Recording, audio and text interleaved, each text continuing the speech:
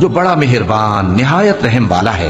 ए चादर में लिपटने वाले, उठो, अब खबरदार करने लगो और अपने परवरदिगार की बड़ाई बयान करो और अपने कपड़े पाक रखो और शिर्क की गंदगी से तो अलग ही रहो और इस नीयत से एहसान न करो कि उससे ज्यादा के ख्वाहा हो और अपने परवरदिगार की खातिर सब्र करते रहो। फिर जब सूर फूंका जाएगा तो वो दिन मुश्किल का दिन होगा, यानी काफिरों पर आसान न होगा।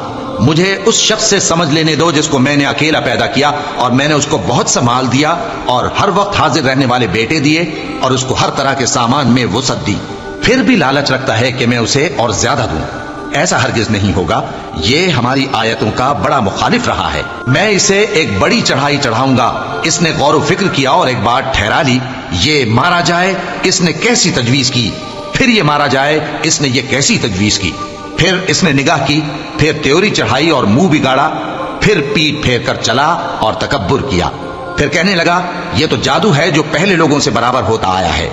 फिर बोला ये अल्लाह का कलाम नहीं बल्कि बशर का कलाम है, मैं अनकरीब इसको सकर में दाखिल करूंगा और तुम क्या समझे कि सकर क्या है? वो ऐसी आग है कि न बाकी रखेगी और न छोड़ेगी और बदन को झुलस कर सियाह कर देगी। उस पर 19 दारोगा हैं और हमने दोज़ख के दारोगा फरिश्ते ही बनाए हैं और उनका शुमार काफिरों की आजमाइश के लिए मुकर्रर किया है, इसलिए कि अहले किताब यकीन करें और मोमिनों का ईमान और ज्यादा हो और अहले किताब और मोमिन शक न लाएं, और इसलिए कि जिन लोगों के दिलों में निफाक का रोग है और जो काफिर हैं कहें कि इस मिसाल के बयान करने से अल्लाह का मकसूद क्या है।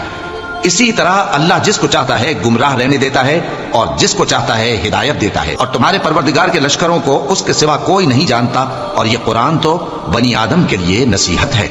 हाँ हाँ, कसम है चांद की और रात की जब रुखसत होने लगे और सुबह की जब रोशन हो जाए कि वो आग एक बहुत बड़ी आफत है, इंसान के लिए डर की चीज, यानी उस शख्स के लिए जो तुम में से आगे बढ़ना चाहे या पीछे रहना चाहे। हर शख्स अपने करतूतों के बाइस गिरफ्तार होगा, मगर दाहिनी तरफ वाले नेक लोग जन्नतों में होंगे और पूछते होंगे, यानी आग में जलने वाले गुनाहगारों से, कि तुम दोज़ख में क्यों पड़े?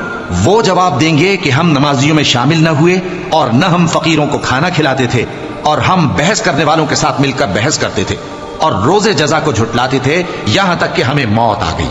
तो सिफारिश करने वालों की सिफारिश इनके हक में कुछ फायदा न देगी। इनको क्या हुआ है कि नसीहत से रूगर्दां हो रहे, गोया गधे हैं कि बिदक जाते हैं जो शेर से डर कर भाग जाते हैं। असल यह है कि इनमें से हर शख्स ये चाहता है कि उसके पास खुली हुई किताब आए। ऐसा हरगिज नहीं होगा। हकीकत यह है कि इनको आखिरत का खौफ ही नहीं। कुछ शक नहीं कि यह कुरान नसीहत है, तो जो चाहे इसे याद रखे, और याद भी तभी रखेंगे जब अल्लाह चाहे। वही इस लायक है कि उससे डरा जाए और वही मुआफ करने वाला है।